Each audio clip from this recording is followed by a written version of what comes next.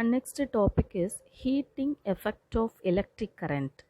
When a current flows through a resistor, some of the electrical energy delivered to the resistor is converted into heat energy and it is dissipated.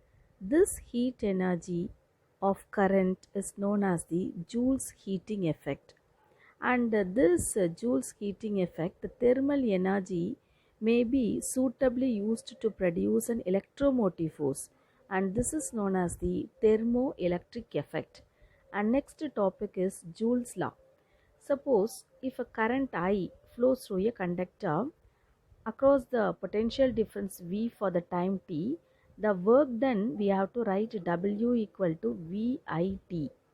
Then suppose the heat produced in this conductor we have to write H is equal to VIT.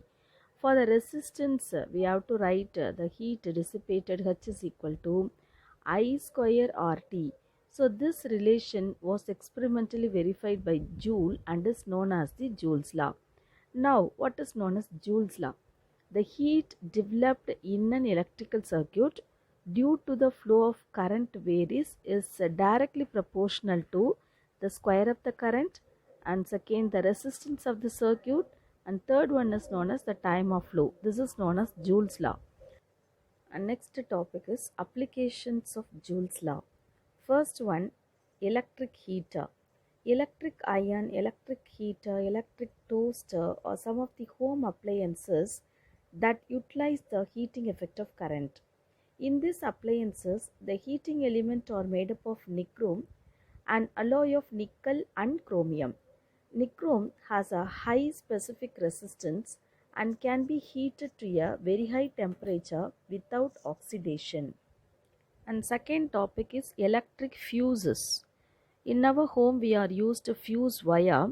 So the fuses are connected in series in a circuit to protect the electric devices from the heat developed by the passage of excessive current. It is a short length of wire made up of low melting point material. It melts and breaks the circuit if excess current passing through the circuit. Lead and copper wire melts and burn out when the current increases above 5 amp and 35 amp respectively. The only disadvantages with the above fuses is that once a fuse wire is burnt due to excessive current, they need to be replaced. Nowadays in our houses we are used trippers instead of fuse. And third one is electric furnaces. Furnaces used to manufacture a large amount of technologically important materials such as steel, silicon, carbide, quartz, gallium, etc. To produce temperatures up to 1500 degrees centigrade, a molybdenum nichrome wire is wound on a silica tube is used. Carbon arc furnaces produces temperature up to 3000 degrees centigrade. And fourth topic is electrical lamp. It is consist of a tungsten filament that melting point is 3380 degrees centigrade, kept inside the glass bulb and heated to a incandescent by current.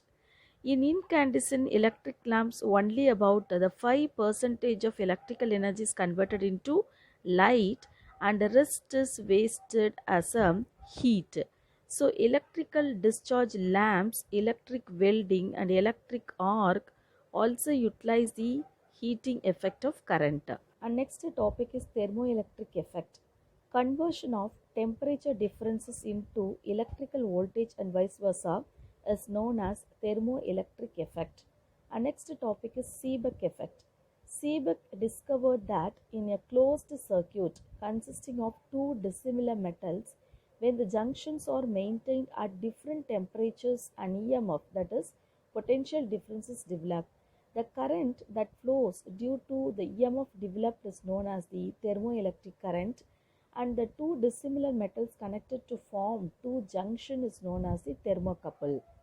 Applications of Seebeck effect.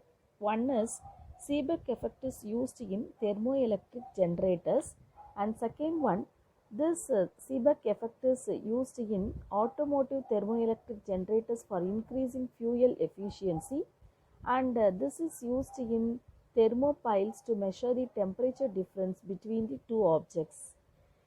And next topic is Peltier effect.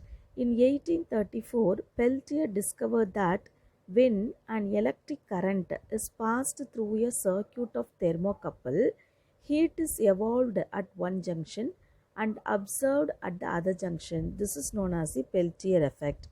This is explained by means of the experiment. Now we can take a copper and iron thermocouple. The junctions A and B are maintained at the same temperature. Let a battery from the flow of current in the thermocouple at the junction A, where the current flows from Cu to Fe, heat observed and the junction A becomes cold. At the junction B, where the current flows from Fe to Cu, heat liberated and the ends become hot. When the direction of the current is reversed, the junction A gets heated and junction B gets cooled as shown in the diagram. Hence, the Peltier effect is reversible. Our next topic is Thomson effect. Thomson showed that if two points in a conductor are at different temperatures, the density of electrons at these points will differ, and as a result, the potential difference is created between these points. So, Thomson effect is also reversible.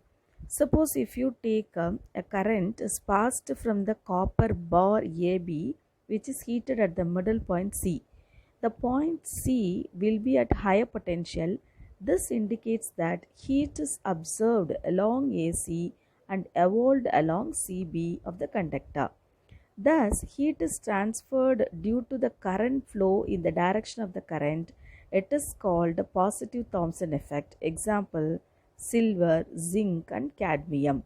When the copper bar is replaced by iron bar, heat evolved along CA and observed along BC.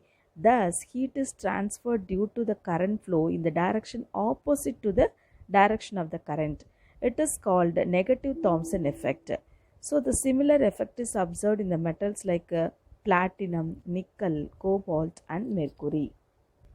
So, dear students, up to this, the second lesson is over.